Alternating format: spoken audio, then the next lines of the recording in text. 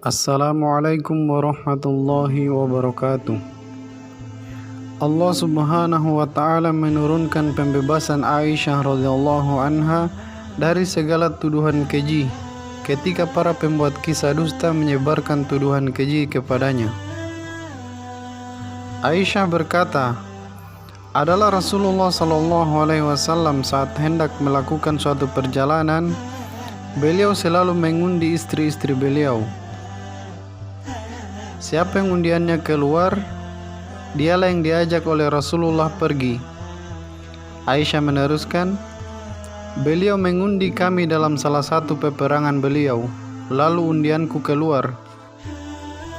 Aku pergi bersama Rasulullah sallallahu alaihi wasallam setelah ayat hijab turun. Aku dibawa di atas sekedup yang aku tempati. Seusai Rasulullah sallallahu alaihi wasallam menuntaskan peperangan, beliau pulang hingga kami mendekati Madinah. Pada malam harinya beliau mengumumkan untuk meneruskan perjalanan. Sedangkan aku bertahan saat mereka diberitahu untuk meneruskan perjalanan. Aku kemudian berjalan hingga terpisah dari rombongan pasukan. Setelah buang hajat, aku kembali. Ternyata kalung marjanku hilang. Aku kembali ke tempat semula untuk mencari kalung itu, dan aku mencarinya cukup lama. Orang-orang yang bertugas memanggul sekedupku datang. Mereka kemudian memanggul sekedup dan mereka letakkan di atas unta yang kunaiki. Mereka tidak menyadari kalau sekedup itu kosong. Aku baru menemukan kalung itu setelah rombongan pasukan berlalu. Setelah itu aku kembali ke tempat peristirahatan rombongan, namun tidak ada seorang pun di sana. Aku mencari-cari tempat peristirahatanku sebelumnya, lalu aku bertahan di sana karena aku pikir mereka akan mencariku sehingga mereka kembali lagi kemari. Saat duduk menanti di tempat peristirahatan, kantuk menyerang lalu aku tertidur. Saat itu Safwan bin Mu'attal As-Sulami Ad-Dakhwani berada di barisan belakang rombongan. Lalu ia tiba di tempat peristirahatanku. Ia melihat sesosok orang tengah tidur. Ia kemudian mengenaliku saat melihat wajahku karena sebelum turun ayat hijab ia pernah melihatku. Aku terbangun saat mendengar ucapan istirja Safwan ketika ia mengenaliku. Aku kemudian menutupi wajah dengan jilbab yang kukenakan.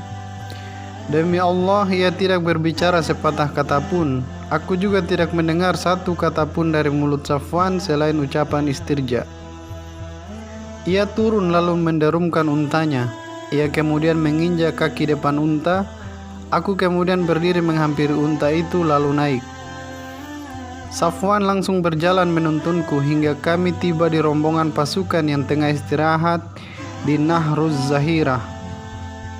Saat itulah banyak di antara mereka yang binasa karena menyebarkan berita dusta, dan yang menanggung dosa berita dusta ini adalah Abdullah bin Ubay bin Salul.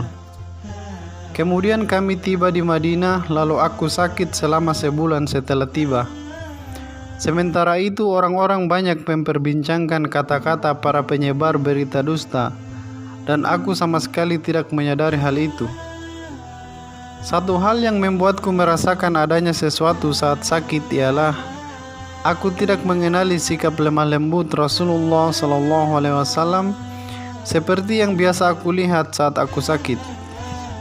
Saat masuk menemuiku, beliau mengucapkan salam lalu bertanya, "Bagaimana kondisimu?" Setelah itu beliau langsung pergi. Itulah yang membuatku merasakan pasti ada sesuatu, sementara aku sendiri tidak merasakan sesuatu yang buruk. Setelah itu aku keluar rumah setelah merasa agak enteng. Aku pergi bersama Ummu Mistah ke tempat pembuangan hajat. Kami memang hanya keluar pada malam hari sebelum kami membuat WC di dekat rumah kami. Persoalan kami sama seperti persoalan yang dihadapi orang Arab pada umumnya terkait tempat buang hajat. Kami terganggu jika membuat WC di dalam rumah. Saat aku pergi bersama Ummu Mistah, Mistah terpeleset karena bajunya tersangkut. Lalu ia mengucapkan, "Celakalah Mistah." Aku berkata kepadanya, "Buruk sekali kata-katamu. Patutkah kau mencela seseorang yang turut serta dalam perang Badar?" Ia berkata, "Wahai orang ini, apa engkau tidak mendengar apa yang dikatakan Mistah?" Aku bertanya, "Apa yang dia katakan?" Mistah kemudian menyampaikan kata-kata yang disebarkan para penyebar berita dusta. Akhirnya aku semakin sakit. Setelah sampai di rumah, Rasulullah SAW masuk menemuiku. Beliau mengucapkan salam lalu bertanya, "Bagaimana kondisimu?" Aku kemudian bertanya kepadanya, "Apa engkau mengizinkanku untuk menemui kedua orang tuaku?" Aisyah menuturkan, "Aku ingin memastikan berita yang menyebar ini dari kedua orang tuaku." Lalu Rasulullah SAW mengizinkanku pulang. Setelah itu aku pulang ke kedua orang tuaku lalu bertanya kepada ibuku, "Wahai ibu, apa gerangan yang dibicarakan orang-orang?" Ibuku menjawab, "Putriku, tenangkan dirimu. Demi Allah, jarang sekali ada wanita yang disayang seorang suami, melainkan madu-madunya pasti mencibir dan membencinya." Aku berkata, "Subhanallah, benarkah orang-orang membicarakan hal itu?" Sepanjang malam itu aku terus menangis sampai subuh. Air mata tak pernah berhenti. Aku pun tak bisa tidur hingga pagi. Aku terus menangis. Kemudian Rasulullah SAW memanggil Ali bin Abi Thalib dan Usama bin Zaid ketika wahyu tidak kunjung turun. Beliau bertanya dan meminta pendapat keduanya terkait niat untuk menceraikan istri beliau. Usama berkata, "Wahai Rasulullah, mereka itu keluargamu dan kami hanya mengetahui yang baik-baik dari keluargamu." Sementara Ali bin Abi Thalib berkata, "Wahai Rasulullah, Allah tidak mempersulitmu. Masih banyak wanita selain dia. Tanyakan pada budak wanita itu, Barirah. Dia pasti berkata jujur kepadamu." Rasulullah SAW kemudian memanggil Barirah. Beliau bertanya, "Wahai Barirah, apa engkau melihat sesuatu yang membuatmu curiga terhadap Aisyah?" Barirah menjawab, "Demi Rob yang mengutusmu dengan kebenaran, aku sedikit pun tidak melihat satu perkara pun yang mengharuskanku mencelanya." Pada hari itu Rasulullah SAW meminta ada yang membela beliau dari tindakan Abdullah bin Ubay. Rasulullah SAW menyampaikan khutbah di atas mimbar, "Wahai kaum muslimin, siapa yang bersedia membelaku dari seorang laki-laki yang kudengar telah menyakiti keluargaku? Demi Allah, aku hanya mengetahui yang baik-baik dari keluargaku. Dan orang-orang menyebut seorang laki-laki yang kuketahui darinya hanyalah kebaikan. Ia pun tidak pernah masuk menemui keluargaku selain bersamaku." Maka berdirilah Sa'ad bin Mu'adz al-Ansari, lalu berkata, "Aku, wahai Rasulullah, aku yang akan meminta kepastian padanya. Jika ia berasal dari suku Aus, aku akan langsung menebas lehernya. Dan jika ia berasal dari saudara-saudara kami suku Khazraj, silakan engkau perintahkan apapun kepada kami, pasti kami laksanakan." Lalu berdirilah Sa'ad bin Ubadah. Ia adalah pemimpin Khazraj. Ia sebenarnya orang yang baik, hanya saja tersulut oleh fanatisme golongan. Ia kemudian berkata kepada Sa'ad bin Mu'adz, "Demi Allah, engkau berdusta. Engkau tidak akan membunuhnya dan engkau tidak akan mampu membunuhnya. Andai dia berasal dari golonganmu, tentu engkau tidak mau jika dia dibunuh." Maka berdirilah Usaid bin Hudzair, saudara sepupu Sa'ad, berkata kepada Sa'ad bin Ubadah, "Engkau berdusta, demi Allah, kami akan membunuhnya. Kau ini munafik yang membela orang-orang munafik." Suku Aus dan Khazraj terlibat adu mulut hingga mereka nyaris saja berkelahi, padahal Rasulullah SAW masih berdiri di atas mimbar. Rasulullah SAW terus menenangkan mereka hingga mereka semua diam. Lalu sepanjang hari itu aku terus menangis. Air mata tidak pernah berhenti menetes dan aku pun tidak bisa tidur. Kedua orang tuaku selalu mendampingiku. Sepanjang 2 hari itu aku terus menangis. Air mata tidak pernah berhenti, hingga kedua orang tuaku mengira tangisanku telah membelah jantungku. Ketika keduanya duduk di dekatku dan aku tengah menangis, seorang wanita Ansor datang meminta izin untuk masuk. Aku pun mempersilahkan dia masuk, dan dia pun ikut menangis bersamaku. Saat berada dalam situasi seperti ini, Rasulullah SAW masuk. Beliau mengucapkan salam lalu duduk. Padahal sejak berita dusta ini menyebar, beliau tidak pernah duduk di dekatku. Selain itu, sebulan lamanya tidak ada wahyu yang turun berkenaan dengan persoalanku. Rasulullah SAW kemudian mengucapkan 2 kalimat syahadat saat duduk. Setelah itu beliau mengatakan, "Wahai Aisyah, aku dengar berita seperti ini dan itu tentang dirimu. Jika engkau terbebas dari tuduhan itu, Allah pasti membebaskanmu. Dan jika engkau telah melakukan suatu dosa, maka mohonlah ampun dan bertaubatlah kepada Allah. Karena jika seorang hamba mengakui dosanya lalu bertaubat kepada Allah, tentu Allah akan mengampuninya." Setelah Rasulullah SAW menyelesaikan pembicaraan, air mataku mengering hingga aku merasa tidak lagi tersisa air mata untuk menetes. Aku berkata kepada ayahku, "Jawablah kata-kata Rasulullah terkait persoalanku." Ayahku berkata, "Demi Allah, aku tidak tahu apa yang harus aku katakan kepada Rasulullah." Aku kemudian berkata kepada ibuku, "Jawablah kata-kata Rasulullah terkait persoalanku." Ibuku berkata, "Demi Allah, aku tidak tahu apa yang harus kukatakan kepada Rasulullah SAW." Lalu aku berkata, "Demi Allah, aku sudah mendengar dan kalian pun sudah mendengar berita ini hingga mengakar di dalam jiwa kalian, dan kalian pun membenarkannya. Andai pun aku mengatakan kepada kalian bahwa aku terbebas dari tuduhan ini, tentu kalian tidak akan percaya. Dan jika aku mengakui suatu hal yang Allah pun tahu bahwa aku terbebas dari tuduhan itu, tentu kalian percaya. Demi Allah, aku tidak memiliki perumpamaan antara aku dan kalian selain seperti ayah Yusuf ketika berkata, 'Maka kesabaran yang baik itulah kesabaranku, dan Allah sajalah yang dimohonkan pertolongannya terhadap apa yang kalian ceritakan.' Quran Surah Yusuf ayat 18. Setelah itu aku berbalik lalu tidur. Allah tahu bahwa aku saat itu terbebas dari tuduhan.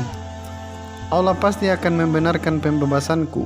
Namun demi Allah, aku kira Allah tidak akan menurunkan wahyu Al-Quran yang terus dibaca terkait persoalanku. Karena menurutku persoalan ini terlalu tidak bernilai untuk dibicarakan Allah. Namun aku harap semoga Rasulullah SAW memimpikan sesuatu di mana Allah membebaskanku dari tuduhan ini.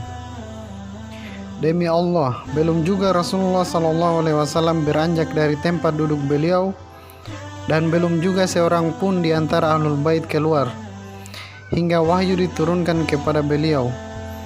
Beliau merasakan kesakitan seperti biasanya, hingga keringat bercucuran dari beliau seperti mutiara. Padahal saat itu tengah musim dingin, karena beratnya kata-kata yang diturunkan kepada beliau. Setelah wahyu selesai disampaikan, beliau pun tertawa. Kata-kata yang pertama kali beliau sampaikan adalah, "Abshiri ya Aisyah, amma Allah faqad barra'ak." Bergembiralah wahai Aisyah, sungguh Allah telah membebaskanmu dari tuduhan itu. Ibuku berkata kepadaku, "Bangunlah dan hampirilah beliau." Aku berkata, "Demi Allah, aku tidak mau menghampiri beliau, dan aku tidak memuji siapapun selain Allah semata." Maka Allah pun menurunkan firman-Nya di Quran Surah An-Nur ayat 11-20. "Sesungguhnya orang-orang yang membawa berita bohong itu adalah dari golongan kalian juga. Janganlah kalian mengira berita itu buruk bagi kalian, bahkan itu baik bagi kalian. Setiap orang dari mereka akan mendapatkan balasan dari dosa yang diperbuatnya. Dan barang siapa di antara mereka yang mengambil bagian terbesar dari dosa yang diperbuatnya, dia mendapat azab yang besar pula. Mengapa orang-orang mukmin dan mukminah tidak berbaik sangka terhadap diri mereka?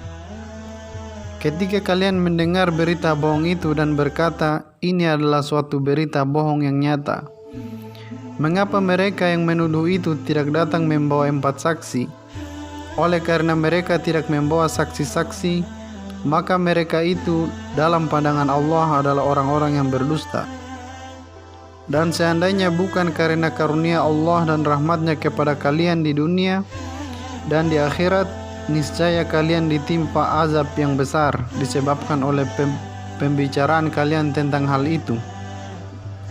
Ingatlah ketika kalian menerima berita bohong itu dari mulut ke mulut, dan kalian katakan dengan mulut kalian apa yang tidak kalian ketahui sedikit pun, dan kalian menganggapnya remeh, padahal dalam pandangan Allah itu soal besar. Dan mengapa kalian tidak berkata ketika mendengarnya, tidak pantas bagi kita membicarakan ini? Maha suci Engkau, ini adalah kebohongan yang besar. Allah memperingatkan kalian agar jangan kembali mengulangi seperti itu selama-lamanya, jika kalian orang yang beriman. Dan Allah menjelaskan ayat-ayatnya kepada kalian. Dan Allah Maha mengetahui lagi Maha bijaksana. Sesungguhnya orang-orang yang ingin agar perbuatan yang sangat keji itu tersiar di kalangan orang-orang yang beriman, mereka mendapat azab yang pedih di dunia dan di akhirat. Dan Allah mengetahui sedang kalian tidak mengetahui. Dan kalau bukan karena karunia Allah dan rahmatnya kepada kalian, niscaya kalian akan ditimpa azab yang besar. Sungguh Allah Maha penyantun lagi Maha penyayang.